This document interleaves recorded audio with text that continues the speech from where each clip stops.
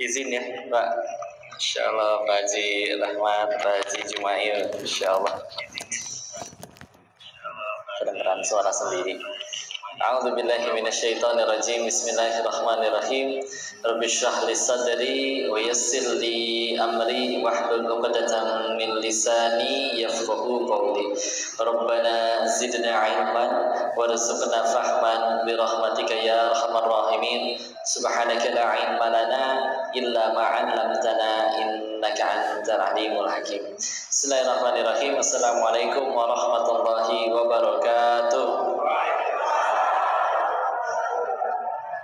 Alhamdulillahirabbil alamin. Alhamdulillahilladzi khalaqal mauta wal hayata liyabluwakum ayyukum ahsanu amala wa huwal azizul ghafur. Segala puji teruntuk hanyalah kepada Allah yang menakdirkan pertemuan ini. Tidak ada yang kebetulan, meskipun kendaraannya ada, bajunya siap, niatnya sudah, ongkosnya ada, waktunya luang. Tapi kalau tidak Allah izinkan bisa sampai ke sini, bisa sampai tidak? Tidak ya, berarti yang sudah sampai sini apa karena kitanya yang sudah jadi orang soleh-soleha atau karena Allah yang tolong? Allah yang tolong ya. Semoga pertolongan Allah ini membuat kita terus mensyukuri dan membuat kita ingin tambah terus ingat kepadanya insya Allah. Dan salawat beserta salam semoga selalu tercurah kepada junjungan kita baginda Rasulullah Muhammad sallallahu alaihi wasallam beserta para keluarga dan sahabatnya, dan semoga Allah sanggupkan kita istiqomah mengikuti sunnah-sunnah beliau insya Allah sampai akhir hayat kita. Alhamdulillah, salam takzim, salam kenal wabil khusus kepada Bapak Haji Rahmat sebagai Wakil Wali Kota Palopo, Bapak Ketua Pelaksana dan Ketua Alumni Bapak Jumail Mapile, semoga Allah merahmati beliau. Tadi juga diperkenalkan dengan Wakil Bupati Toraja Utara Bapak Fredrik insyaallah, dan juga beserta seluruh Bapak-bapak, ibu-ibu alumni yang izin saya belum sanggup menyebutkan seluruh namanya satu persatu, namun hakul yakin pasti dimuliakan oleh Allah. Karena kalau Allah mau bisa satu dunia soleh seluruhnya, tapi Allah pilih ayah bunda yang ada di sini untuk sama-sama mengingat Allah. Dan juga tadi mendapat kedermawanan dari Dr. Nasar, insyaallah, semoga Allah merahmati beliau dengan segala kedermawanannya. Maka semoga pertemuan ini semoga semakin membuat kita tambah dekat kepada Allah ya, insyaallah. Kenalan dulu berarti. Jadi diperkenalkan umurnya 29. Mungkin artikelnya 2 tahun yang lalu dia. Karena sekarang sudah 31. Kelihatan 31. Kalau udah umur-umur segini emang sok tua ya. Alhamdulillah. Terus ada takdir yang bisa dipilih, ada yang tidak bisa dipilih. Saya nggak bisa pilih, tahu-tahu lahir di keluarga Tionghoa.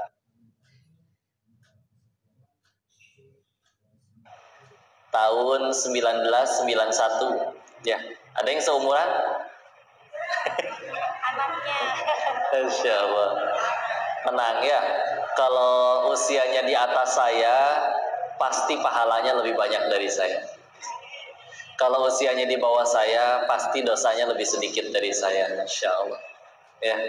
Terus tadi dipanggilnya Engkoh Denis, aslinya mah bukan ustadz, santri biasa, engkongko biasa.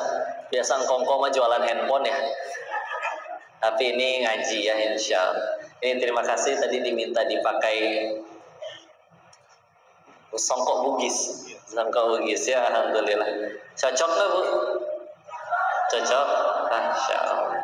Alhamdulillah, Insya Allah. Terus nama Tionghoanya Lin Chin Fu. Ulangi. Nah, silakan nanti di murojaah ya, setoran ke Ustadz ya, hafal Insya Allah. Lin itu marganya, Chin dari kata Cinze, artinya emas. Fu-nya dari kata Xing Fu, artinya blessing, berkah. Jadi banyak emasnya, banyak berkahnya. Tapi yang saya tahu kalau saya meninggal dalam keadaan tidak beriman, tetap aja rugi. Mau banyak emasnya atau mau banyak berkahnya juga ya. Ya insya Allah. Terus Memang besar di Bogor, TK sampai SMA di Bogor. Lulus SMA 2009, kuliah di Bandung, lulus 2012. Barulah mungkin episode yang banyak diceritakan yang di medsos, yang waktu di Thailand dari 2014 sampai 2017. Ngapain di Thailand ya? Iya ya, itu di Thailand jadi god of gambler ceritanya. Jadi bandar judi. Ya, nggak apa-apa Pak ngobrol sama mantan bandar judi ini. Ikhlas ya, mantan tenang aja. Tapi kalau minta diajarin saya nggak mau ngajarin ya. Insyaallah. Tapi saya pengen sebelum nanti ngebahas apa yang ada di sana, saya senang sama judulnya. Tebarkan maaf, sucikan hati dalam indahnya kebersamaan dan keberagaman. Ya, karena memang Allah juga menegaskan kalau Allah mau, Allah bisa jadikan kita itu semuanya satu suku bangsa, satu udah semuanya. Ya, lebih tepatnya salah satunya di Quran surat ke-16 ayat 93, An-Nahl ayat 93, atau di Quran surat ke-49 Al-Hujurat ayat 13-nya. Ya. Tapi Allah menutup semua perbedaan tersebut. Kalau begitu siapa yang lebih mulia? Nggak ada.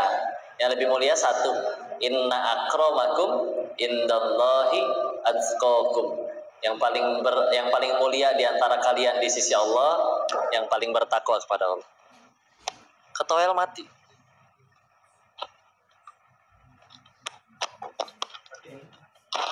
Tukar dulu ya. Oh, nyala lagi. Sapi ini kesenggol mati. Alhamdulillah. Baik, seperti itu.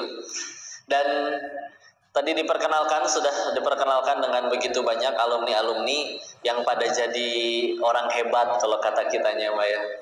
Ada yang sudah jadi wakil wali kota, dokter yang sukses, wakil bupati, ketua panitia pelaksana dengan berbagai macam amanah yang diemban masing-masing. Yang memang menegaskan oleh Nabi disebutkan kullukum ra'in, setiap diri dari kalian adalah pemimpin. Ya, jadi pasti mengemban amanah besar di masyarakat. Dan memang begitulah yang kami ketahui dalam Islam. Ketika akhirnya orang itu makin dekat kepada Tuhannya, pasti salah satu ciri utamanya makin jadi manfaat buat orang lain. Ya. Bahkan salah seorang guru kami pernah menjelaskan, seorang ulama tafsir berkata, kalau ada orang meninggal cuman mikirin dirinya sendiri doang, dirinya sendiri saja, maka orang itu disebutnya mati kerdil, nggak jadi apa-apa, boro-boro jadi tokoh tidak sama sekali. Ya, setiap kali ada orang yang akhirnya wafat dengan kebesarannya sebagai tokoh, satu persamaan di antara mereka semua adalah mereka orang-orang yang sibuk memikirkan kemanfaatan bagi orang lain.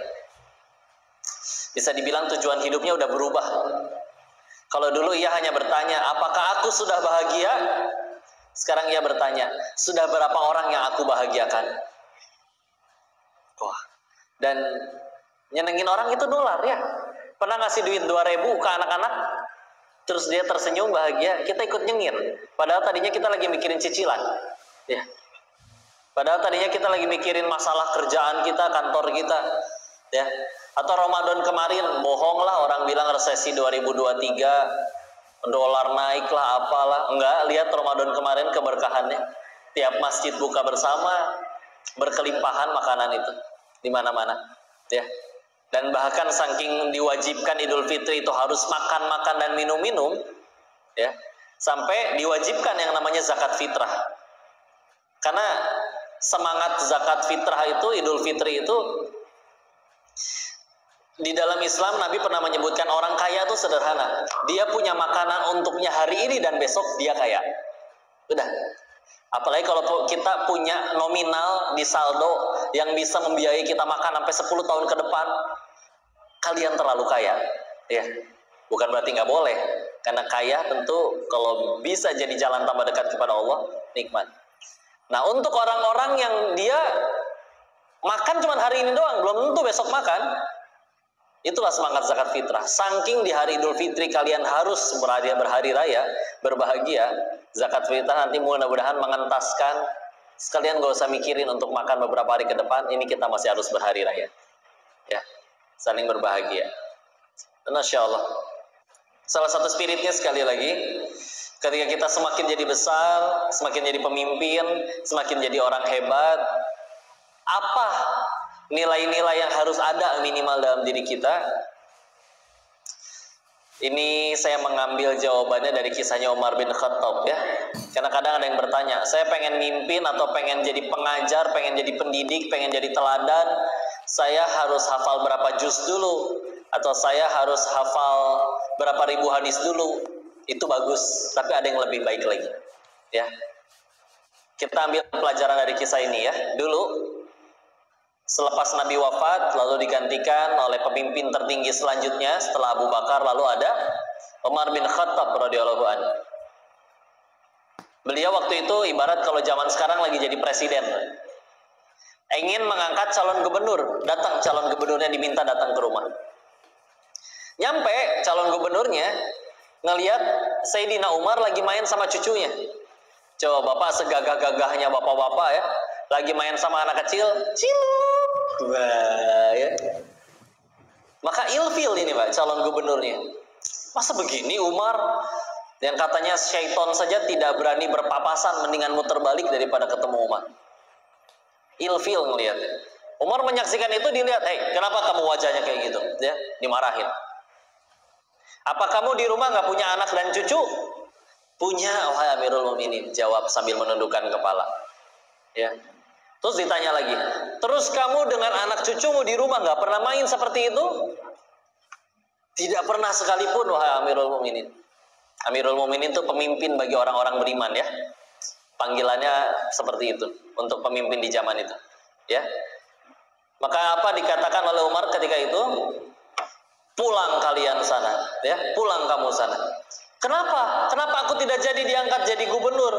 Dikatakan, kalau kepada darah dagingmu sendiri saja engkau tidak bisa berkasih sayang, bagaimana engkau akan menyayangi umatnya Muhammad Sallallahu Alaihi Wasallam? Pakai cinta ya, pakai kasih sayang. Pemimpin, mendidik, jadi orang tua apalagi jelas ya. Kok ilmunya gimana? Bukannya penting, betul. Tapi berkali-kali diri ini menyaksikan orang bicara pakai ilmu tanpa pakai cinta, nggak melulu jadi kebaikan. Tadi Pak Lopo siang udah ngerasain panasnya kayak gitu. Ya, di beberapa kota lain, contoh pernah tinggal di Surabaya, di lampu merah dengan teriknya panas matahari, dia ada bapak-bapak diem di lampu merah, kesenggol motornya sama motor yang belakang. Itu pun yang kesenggol cuman spakbor belakangnya, bukan jidatnya. Ya. Siang dikesenggol, balik badan, marah, sambil ngegebrak motor yang di belakang. Sabar dong. Innallaha ma'asobirin, tahu? Masya Allah. Coba. Betul dalilnya mah pakai ilmu itu. Itu ayat yang disebutkan Al-Baqarah ayat 153.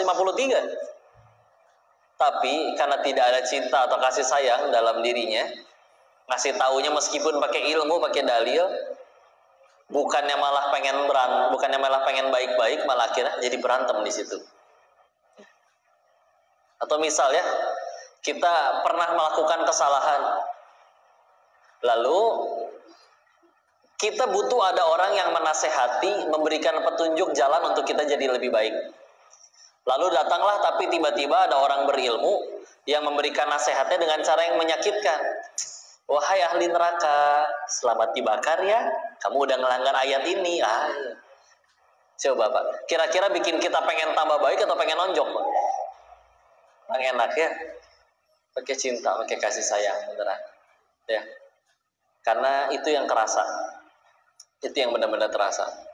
Ya, pernah ketemu sama, diceritakan karyawan kerja di toko kopi Pak, coffee shop, ya. Dia cerita, saya dulu kerjaannya lebih besar gajinya dari ini, lebih tinggi jabatannya dari ini. Terus kenapa berhenti? Kenapa lebih memilih kerja di toko kopi sebagai barista? Ya, dijawabnya apa? Karena bosnya. Kenapa emang bosnya? Bos saya yang dulu datang, gimana penjualan hari ini? Loh kok target nggak tercapai? Lu kerja nggak sih? Yang bener dong kalau kerja. Gak bisa izin target belum tercapai, gak bisa, lu mesti kerja. nggak peduli mau orangnya mau sakit mau apa, pokoknya target, nggak ada ramah tamah. Bos dia yang sekarang begitu datang, bro, gimana, kemarin anak lu katanya wisuda ya, Masya Allah, selamat ya, selamat. Oh iya, ini gue bawain madu nih, kemarin katanya anak lu sakit ya, anak gue sakit kemarin diminum ini sembuh nih. Kalau emang sakit nggak apa-apa lah, pulang dulu aja, nggak apa-apa, udah, yang penting anak lu sehat dulu. Titip salam ya buat istri lu ya, sama keluarga di rumah. Bos, tapi saya kalau mau izin target belum tercapai. Udahlah, rezeki mah udah ada yang ngatur, tenang aja, yang penting lu kerja di sini nyaman dulu, tenang. Apa jawabannya? Saya diperlakukan sebagai manusia, bukan sapi perahnya si bos. Coba, loyal, gak mau ninggalin bos itu, mau digaji setengah, bahkan di bawah setengah dari penghasilannya yang dulu. Ya, itu kan, Masya Allah, Alhamdulillah. Itu Masya Allah. Inilah kadang yang hilang dari diri kita, ya terus menerus berprestasi, sampai akhirnya kita terbalik membedakan mana yang jadi manfaat, mana yang harus dimanfaatkan, mana yang harus digunakan. Mohon maaf, dicintai. Ingat cerita bapak-bapak yang lagi nyuci mobilnya?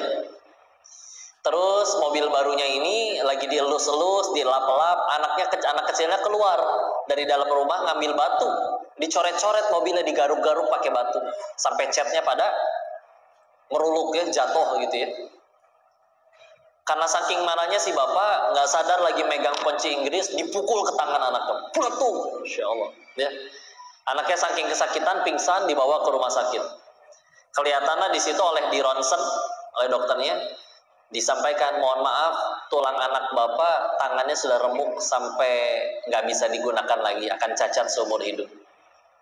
Namanya anak kecil nggak punya dendam ya. Bangun juga nanya kepada ayahnya, ya ayah, kapan tanganku akan tumbuh lagi? Nggak rasa menyesal, pulang. Bapaknya pulang untuk memukuli mobilnya. Kesel, kok berani-beraninya sampai akhirnya ngelakuin hal seperti itu ke anak kandungnya sendiri.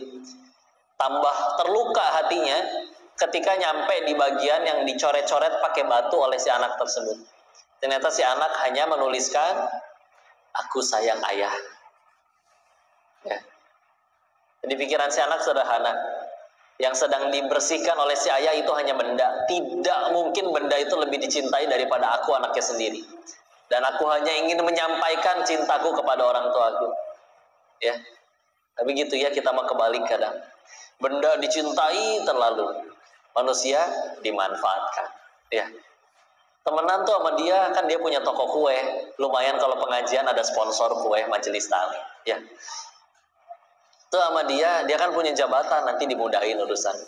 Kebalik, manusia kita cintai, benda kita gunakan. Ya. Sampai bukti-bukti kalau ngelihat ada orang ya ke masjid pakai sepatu baru, Bu, kebayang Bu ya, kira-kira dia pengen sholat di paling depan atau paling belakang?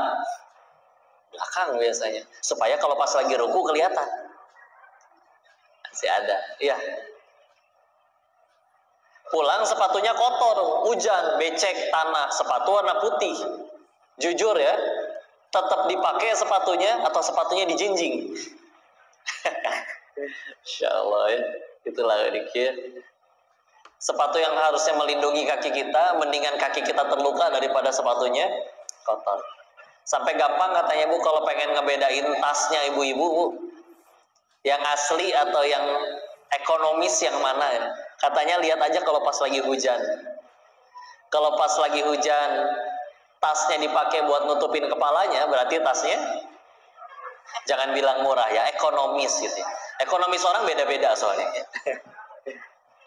Kalau ternyata tasnya dipeluk, mendingan kepalanya yang basah, berarti tasnya bukan mahal juga. Bisa jadi kepalanya lebih murah daripada tasnya ya. Itulah dia, nggak apa-apa ya. Bukan berarti nggak boleh punya, tapi kalau punyanya untuk diakui orang lain, capek. Izin, yang dulu diri ini temukan waktu di Thailand, dengan dia ada sih yang lebih besar, tapi bagi saya itu di saat itu pun besar, dan kayaknya tidak banyak yang punya penghasilan sebesar itu. Saya beli rumah pertama di usia 22 tahun, Kadang sehari bisa nyampe di satu titik, sehari itu didapat di 80 juta rupiahan, umur 23, 24, sampai 25-an di sana. Omset 600 jutaan kayak di November 2016, ya. Di umur segitu, ya. Kenyang sih kenyang, ya. Tapi ternyata kesimpulan pertama bahwa selagi judulnya dunia, Pak, Bu, bisa bikin bosan, ya. Kalian kemarin mungkin pernah ngerasain buka puasa 5 menit pertama dagingnya begitu menggoda, tapi setelah akhirnya 2 jam kemudian makan terus menerus, daging yang sama tidak terasa menggoda lagi, biasa aja ya. Gak usah gitulah. Waktu kecil kita senang banget dikasih 5.000 perak, Pak, ya. Giliran sekarang udah gede nih, dikabarin sama bosnya, selamat ya, gaji kamu saya naikkan sebulan. Naik berapa bos di bulan ini? Naik 50.000. Ngerasa biasa aja. Padahal secara nominal tetap aja 50.000 lebih besar daripada 5.000. Bisa bosan. Ya. Lama-lama kesenangannya itu berkurang. Awalnya iya senang, diakuin senang. Tapi rasa yang didapat dari kesenangan mendapat uang atau membeli barang yang diidam-idamkan, itu bisa bosan memang. Dibandingkan kayak misalkan kalau kita kayak kemarin pernah ada momen waktu itu di Ramadan, perut kenyang, acara selesai makanan kebanyakan, diminta dibawa pulang, nggak enak buat nolak. Sedangkan saya tahu di rumah nggak akan ada yang makan dan pasti saya buang. Ya udah, nggak enak untuk ditolak, dibawa di lampu merah kelihatan ada yang lebih butuh, Pak. Saya berhenti ke pinggir, diberikan kepada bapak-bapak tersebut. Si bapaknya nerima sambil menundukkan kepalanya, mendoakan dengan tulus, Masya Allah adek, semoga dilancarkan rezekinya. Bapak nggak tahu, dikirain bakal nggak makan hari ini. Terima kasih telah menjadi jalan rezeki, tapi Bapak nggak bisa balas apa-apa. Semoga dirahmati, berkah usianya, lancar karirnya, berkah umurnya. Masya Allah. Tulus ada. Didoain tulus kayak gitu seneng nggak sih? Seneng ya.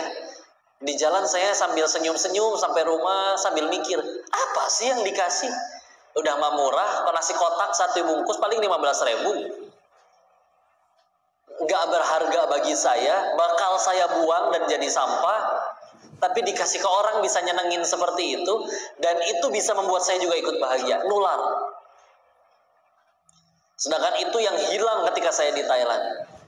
Bete, stres, gak bisa tidur lama-lama, gelisah, padahal uang masih segitu banyak. Kebangun karena mimpi buruk, ambil handphone, cek saldo, uang masih banyak, kenapa menderita kayak gini? Untuk menghilangkan kepenatan, pergi main sama teman-teman, bandar judi yang lain. Wah, yang lebih kaya, ada yang 8 miliar sebulan bersih penghasilannya. Selalu ngajak dugem, dugemnya sebulan habis 1 miliar. Karena tempat dugem kan gak mungkin bawa susu ultra. Ya. Pasti minuman kerasnya mahal, udah mahal, pahit, nggak enak, nyakitin badan, bikin lupa diri. Tetap aja ada yang minum dan minumnya bangga. Kayaknya setan ngakak banget ngelihat orang mabok, ngelihat manusia mabok ya. Insya Allah. Udah. Tapi di saat seperti itu ada yang pengen diajak pergi, nggak bisa. Janjian sama teman nggak bisa karena dia pengen pergi ke psikiater. Kenapa bro? Iya, saya udah berhari-hari nggak bisa tidur. Pengen minta obat tidur, dia untuk bisa tidur harus minum pil tidur dulu. Ya Allah, ternyata mudah tidur itu sebuah kenikmatan yang luar biasa. Kita mah di pengajian juga bisa tidur, Bu. Ya, insya Allah. Di sini pada bangun insya Allah. Ya. Sedangkan kalau misalnya beliau uang sebanyak itu, masya Allah nggak bisa. Turun dari mobil mewahnya, stres. Ya, yang diceritakan cuman aduh gua pusing, stres. Udah kita party aja. Party, dia konsumsi obat, dia minum, dengan wanita menari di sekelilingnya, ya. Tapi yang paling dia banyak diobrolin, aduh sampai kapannya hidup kayak gini? Kayaknya enakan kita pulang lagi yuk di Indo. Kumpul di rumah sederhana, dikelilingin anak cucu, hangat di rumah. Saya heran. Yang di Indo udah pada tidur di ruang tengah semua, tapi karena nggak punya kamar lain, ada kadarnya. Sedangkan mereka orang-orang yang uang tuh bener-bener nggak masalah bagi mereka.